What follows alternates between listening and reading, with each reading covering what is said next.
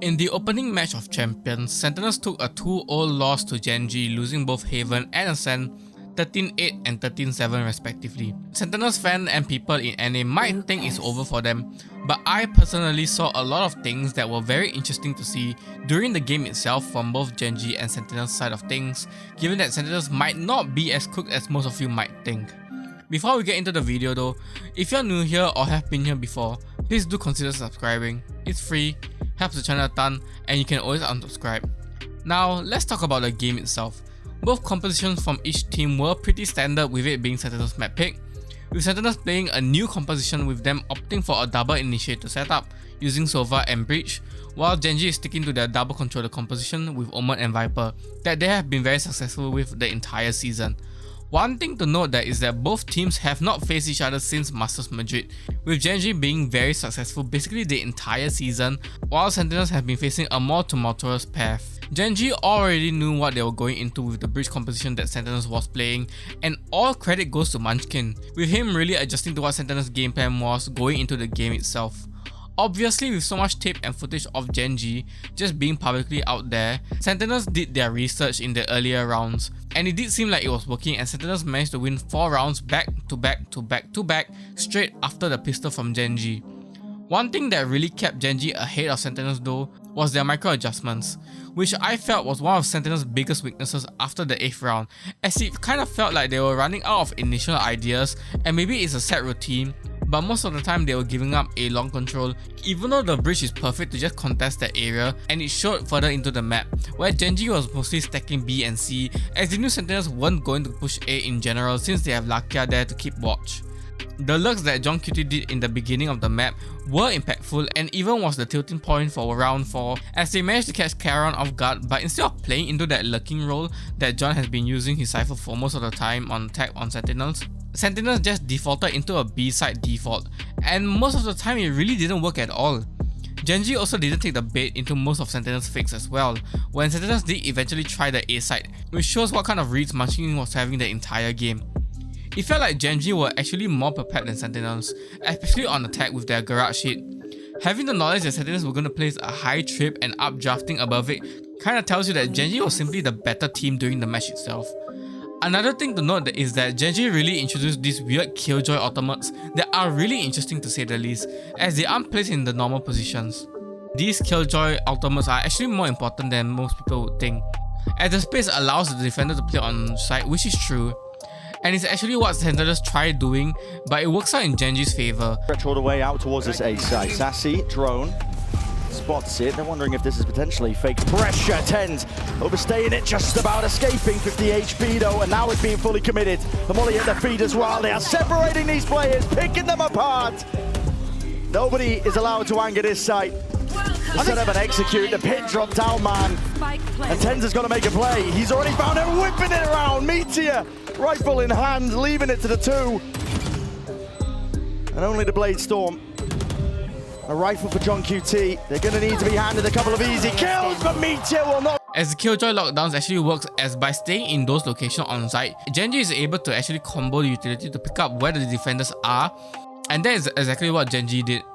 They did it once on attack and on the last round on Ascent to really close out the map. But it's not all bad for Sentinels. There were actually some positive things to take from the game itself. Their team coordination were actually really solid, I'll give it to them.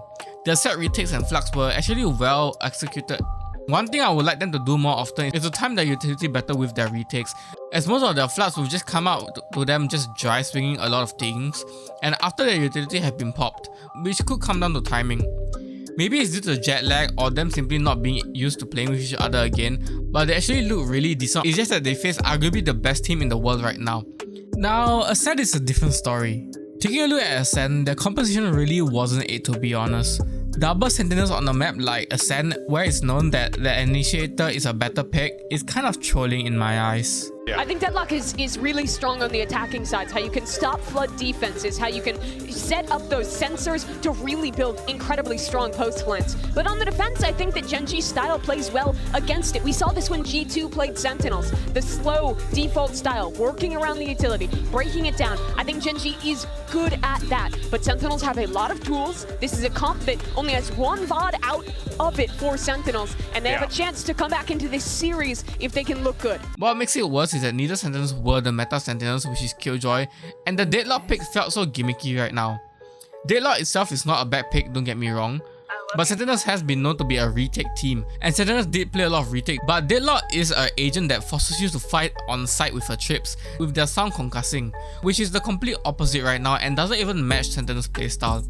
I would much rather see a Sova Bridge lineup or something similar that can help Sentinels with what Sentinels knows how to do best, which is retaking.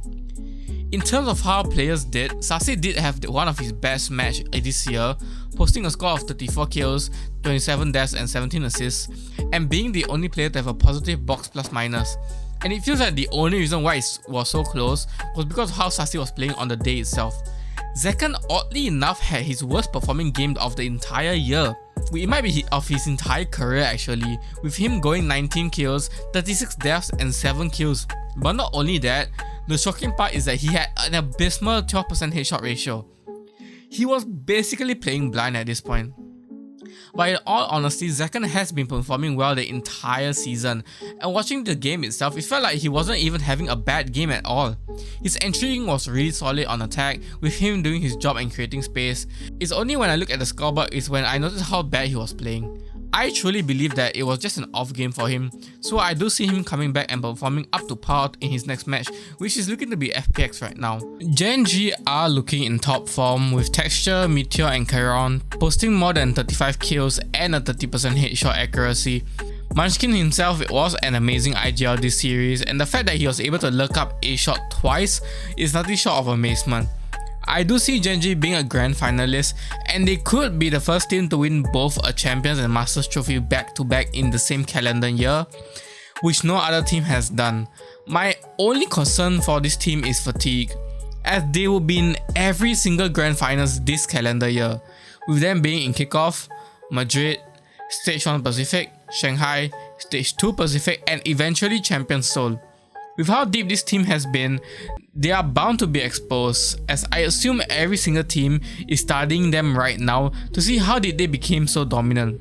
Back to Sentinels though. Now I do believe Sentinels has a chance to qualify. It's hard to tell where they land though, given how lackluster they were in their Americas playoffs. They could be the worst team in this group with how FPX is doing against Heretics. But yeah, 100% they can qualify. It's unfortunate that their groups happens to be the toughest group out of the entire tournament, but I do see them beating FPX and Heretics. It is honestly a hard sell, especially when FPX, in my opinion, is the best team coming out of China.